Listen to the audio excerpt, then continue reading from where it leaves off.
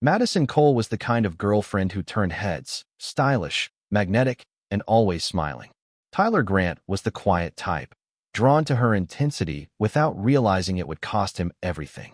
Their love story looked perfect online, but behind closed doors, it was a ticking time bomb. When Tyler vanished and Madison tried to flirt her way out of a murder investigation, the truth unraveled in ways no one saw coming. Madison Cole and Tyler Grant looked like the kind of couple people envied. Their social media feeds were filled with weekend getaways, cozy coffee dates, and perfectly filtered selfies. Madison was the kind of woman who knew how to curate an image, stylish, confident, and always smiling. Tyler, quieter and more reserved, seemed happy to be in her orbit. They met through a dating app and quickly became inseparable. Within weeks, Madison had moved into Tyler's apartment, bringing with her not just clothes and furniture, but a sense of control that slowly began to take over his life. At first, it was subtle. Madison would ask Tyler to share his location just for safety. She'd scroll through his phone when he wasn't looking, delete contacts she didn't like, and monitor his social media interactions. Tyler's friends noticed he was pulling away. He stopped attending game nights, missed calls, and rarely responded to texts. When asked, he'd say Madison didn't like him spending time away from her. Most brushed it off as a phase, young love, intense and all-consuming. But Madison's behavior grew darker. She installed hidden apps on Tyler's phone to track his movements. She created fake profiles to test his loyalty, sending flirtatious messages and watching how he responded. When Tyler confronted her, she'd cry, apologize, and promise to change. He believed her. He wanted to believe her. Madison had a way of making him feel guilty for questioning her, twisting every concern into an accusation against him. Behind closed doors, their relationship was far from perfect. Madison's jealousy turned into rage. She'd scream, throw objects, and threaten to harm herself if Tyler ever left. He began documenting her outbursts, saving voice memos and photos of broken furniture. But he never shared them. He was scared, confused, and convinced that things would get better. Madison, meanwhile, was growing more possessive. Tyler Grant's disappearance began as a quiet ripple in his routine. He was known for being punctual, reliable, and never missing a shift at the auto repair shop where he worked. So when he failed to show up one Thursday morning, his coworkers were immediately concerned. Calls went unanswered. Texts remained unread. By noon, his manager contacted the police. Tyler's car was still parked outside his apartment, untouched. His mailbox was full. Something wasn't right. When officers arrived at the apartment, Madison Cole greeted them with a calm smile. She said Tyler had stormed out after an argument the night before and hadn't returned. She claimed he was probably cooling off somewhere, maybe staying with a friend. But her tone was oddly rehearsed, and her eyes didn't match her words.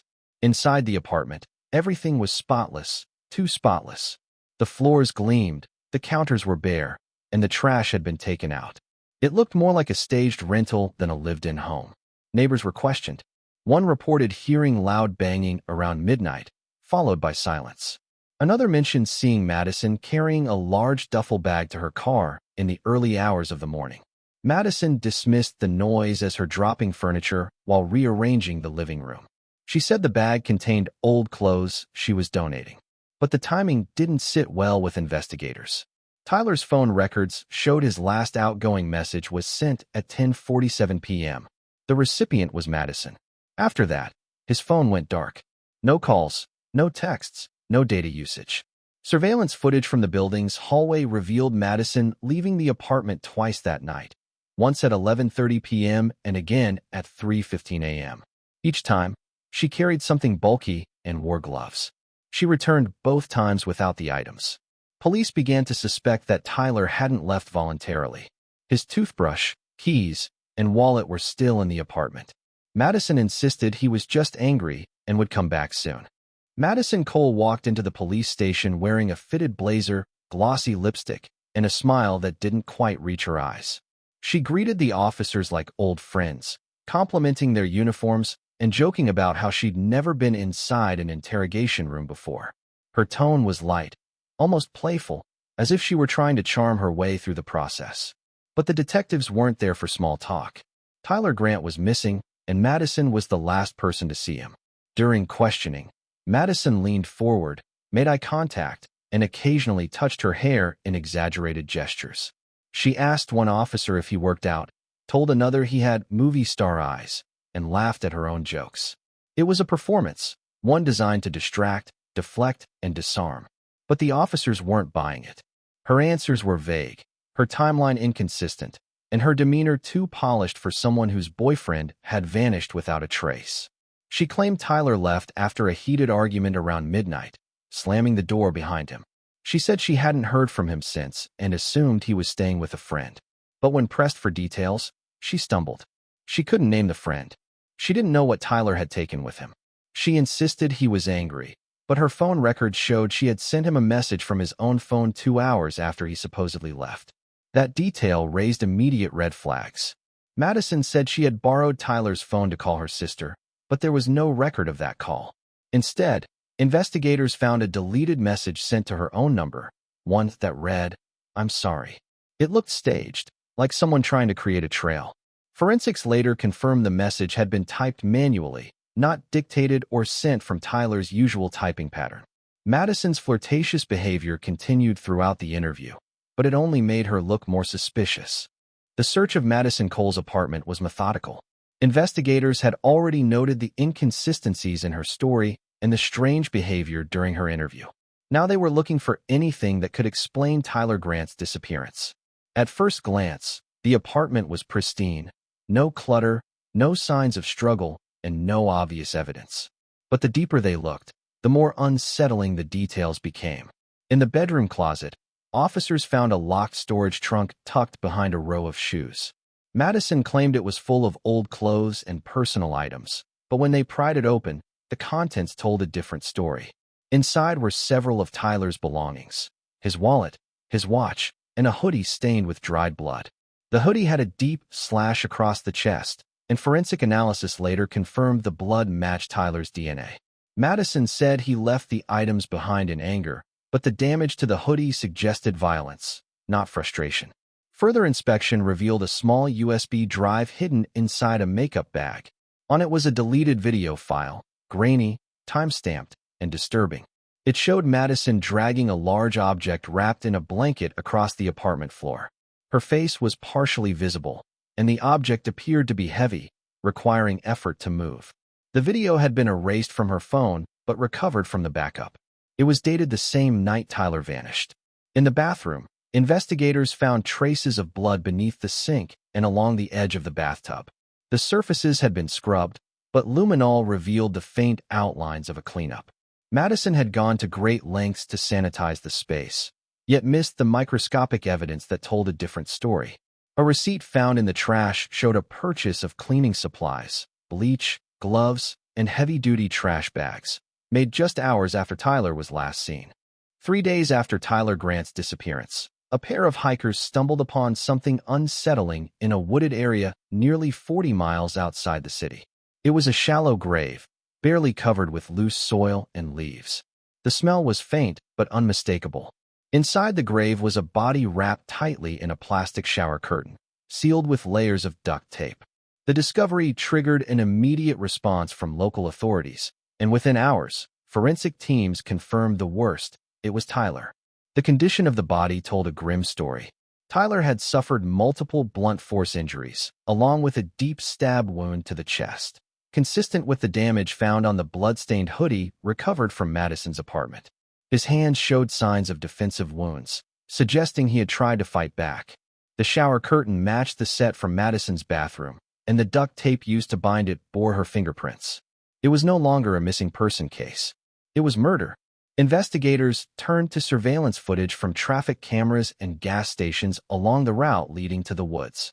At 3:04 a.m. on the night Tyler vanished, Madison's car was captured driving toward the area. She had told police she was home all night, but the time-stamped footage proved otherwise. Her vehicle was seen again at 4:17 a.m., heading back toward the city.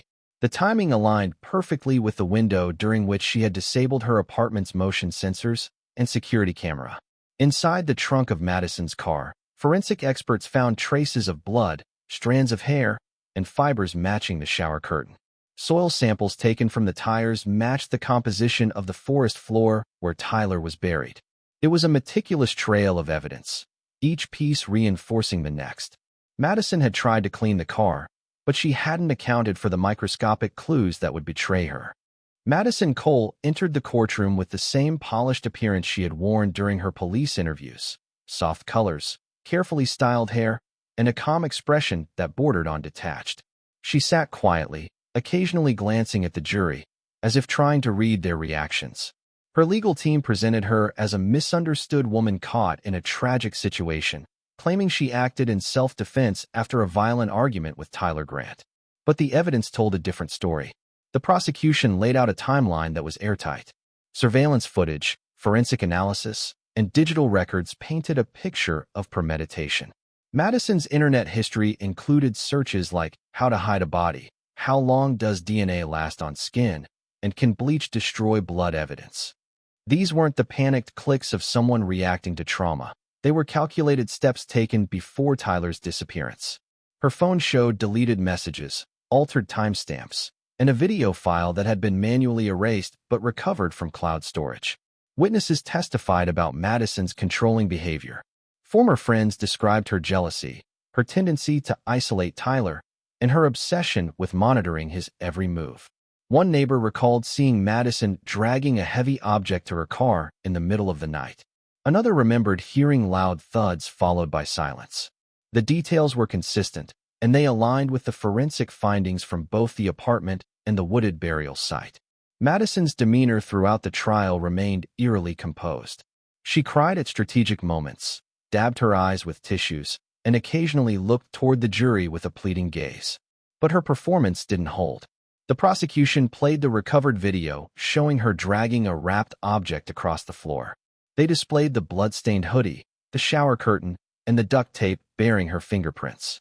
Madison Cole's sentencing marked the end of a case that had gripped the public with its disturbing twists and chilling details. As the judge delivered the verdict, life in prison without the possibility of parole, Madison sat motionless, her expression unreadable. The woman who once smiled through interrogations and flirted with officers now stared blankly ahead, stripped of the charm she had used as a shield. There were no tears, no outbursts, no final plea, just silence. The courtroom, once tense with anticipation, grew quiet. Tyler Grant's family sat in the front row, clutching each other's hands.